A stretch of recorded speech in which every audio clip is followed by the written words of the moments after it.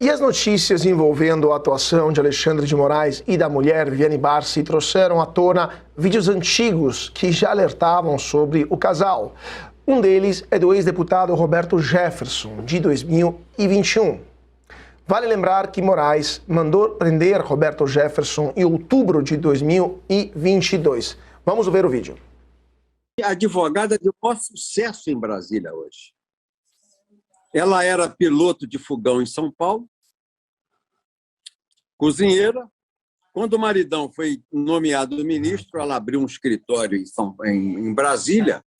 E o curioso do escritório é que ele, na folha de mídia da internet que ele se apresenta, ele não diz que é especialista em direito constitucional, eleitoral, civil, criminal. Não, ele diz especialista em tribunais superiores.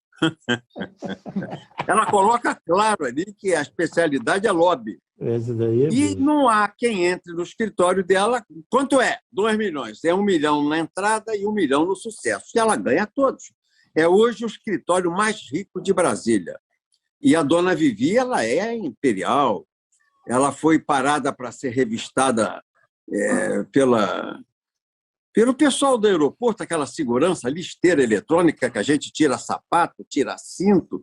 Eu que emagreci, eu tenho que segurar a calça, que eu corro o risco de ficar sem calça. Eu tenho que falar, não pode segurar a calça. Eu digo, meu irmão, se eu não segurar a calça cai. Você decide, ou eu passo de cueca ou eu passo segurando aqui no passador do centro. Então, ela não se submeteu. Sabe com quem está falando? Eu sou dona Vivi, esposa do Xandão. E teve que ligar para a federal ligar para o Xandão, e o Xandão dá ordem, deu ordem no aeroporto para não passar dona Vivi na esteira eletrônica e não revistar a dona Vivi. Então, dona Vivi é uma advogada que era piloto de fogão em São Paulo e que está milionária, é o escritório hoje de maior lucro de Brasília. Depois é a do Toffoli, da mulher do Toffoli. Lembrando que esse vídeo é de 2021 e um ano depois, basicamente, Roberto Jefferson foi preso sob a ordem do ministro Alexandre de Moraes. Outro vídeo é do ex-presidente Jair Bolsonaro, quando ainda era presidente da República, também falando sobre a mulher de Alexandre de Moraes. Vamos ver. Tem que ver as contas particulares da primeira-dama, movimentações atípicas. Alexandre de Moraes, mostre o valor das movimentações. Tenha caráter, mostre o valor das movimentações. É só tentativa de desgaste. Isso é bem claro, Alexandre de Moraes. A minha esposa não tem escritório de advocacia. Mostre a verdade. Você está ajudando a enterrar o Brasil por questão pessoal. Não sei o qual, mas é pessoal. Ou seja, era uma informação que circulava lá em Brasília há muito tempo, essa questão do escritório de advocacia da esposa do ministro Alexandre de Moraes, e aparentemente muita gente também comentava sobre estas parcelas milionárias que ela recebia de empresas que depois tinham sua representação feita perante o Supremo Tribunal Federal e outros tribunais superiores. Lembrando que a advogada Viviane Barsi de Moraes se formou na Unip, e não tem, aparentemente, especialização alguma em direito civil, criminal, constitucional ou tributário que seja, e também o contrato que teria sido assinado com o Banco Master não previa a atuação em uma causa específica, e sim uma atuação genérica em representação ou representações, aliás, perante cortes superiores, perante até mesmo a Receita Federal e ao Congresso Nacional, aparentemente pelas informações divulgadas, porque lembramos, né, Piotr, o contrato nunca foi, até o momento pelo menos, não foi divulgado, não foi mostrado o que há ou o que não há nesse contrato, não foi desmentido também, né, esse contrato entre o advogado, o escritório de advocacia da esposa do ministro Alexandre de Moraes e o Banco Master. Portanto, o que sabemos são informações que vieram do telefone do Daniel Vorcaro, que, lembramos, foi tomado pela Polícia Federal em novembro, quando o banqueiro foi preso, né? Mas segundo o Procurador-Geral da República, o noticiário citado não ostenta densidade suficiente para mobilizar o aparato da Procuradoria-Geral da República. A gente teve que ouvir um representante maior do Ministério Público dizer que não vê nada, apesar de todas essas evidências que o Caute já trouxe.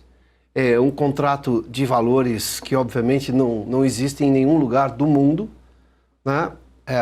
Quando o Supremo foi lá de forma completamente imoral, mas tornou legal pela decisão formal da maioria dos Supremos, dos ministros do Supremo, em permitir a atuação de parentes em casos que os ministros vão julgar na corte, com aquela concessão de que um outro escritório assume a formalidade, só uma perfumaria, vislumbrava-se, pelo menos, que do ponto de vista da boa-fé, o marido não ia conversar sobre o caso com a esposa ou com a filha, ou seja lá qual seja o parente.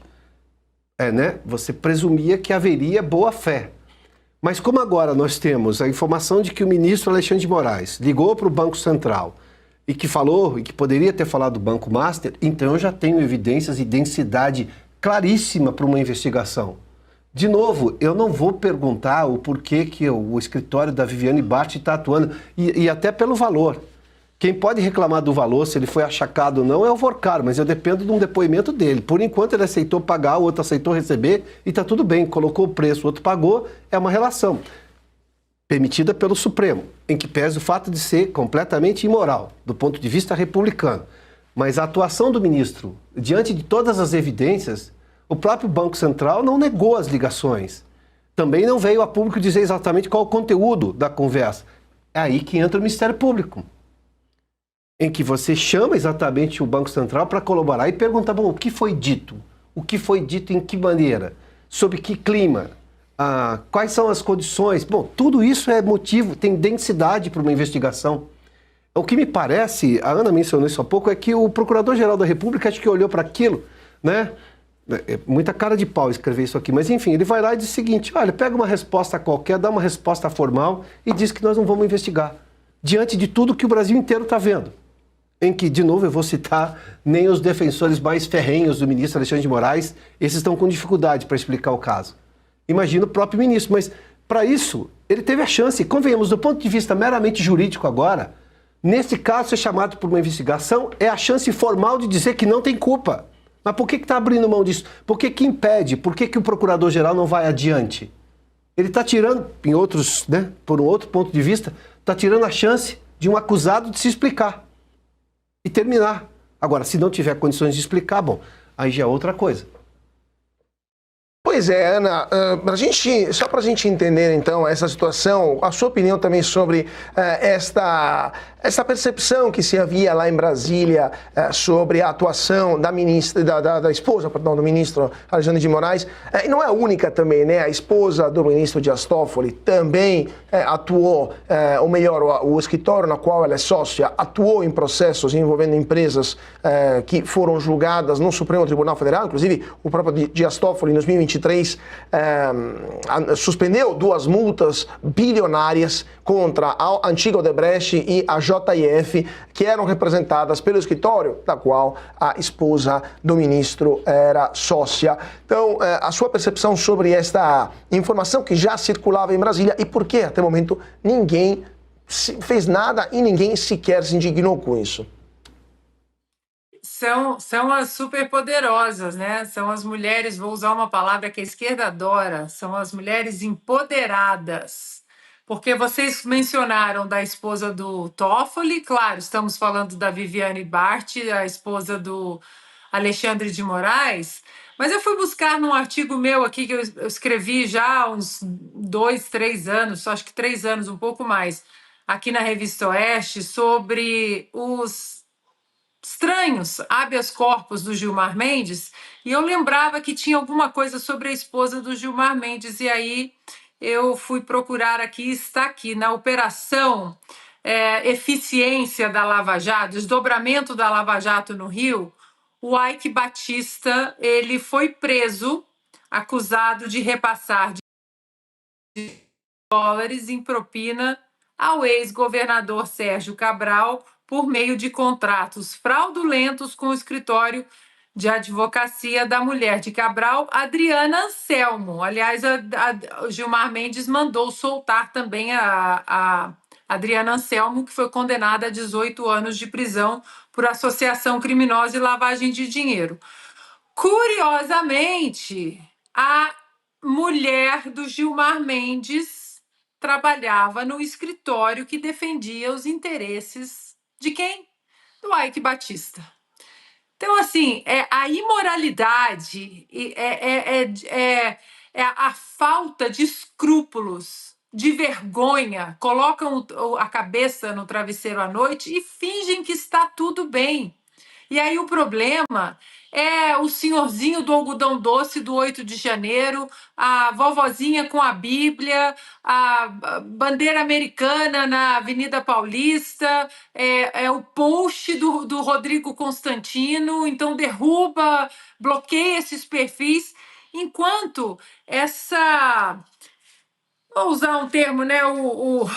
Essa pornografia jurídica, vamos colocar assim, é uma pornografia, uma prostituição jurídica que acontece entre esses escritórios de advocacia, o Supremo Tribunal Federal e agora banqueiros, né? É a coroa ali, é a cereja em cima do bolo, banqueiros agora. Então essas mulheres de novo, eu vou voltar à palavra impunidade. Todas elas, assim como os ministros, eles se sentem livres para seguir cometendo essas imoralidades, né? No mínimo são imoralidades, mas por que não investigar? Porque, como você disse, Caute, até agora, e o Piotto, até agora não houve absolutamente nenhuma explicação sobre esse contrato de 129 milhões, quase 130 milhões de reais, de um banqueiro com a esposa de um ministro do Supremo Tribunal Federal, as ligações, enfim. Acho que elas poderiam participar de um reality show, né? As superpoderosas, podem tudo.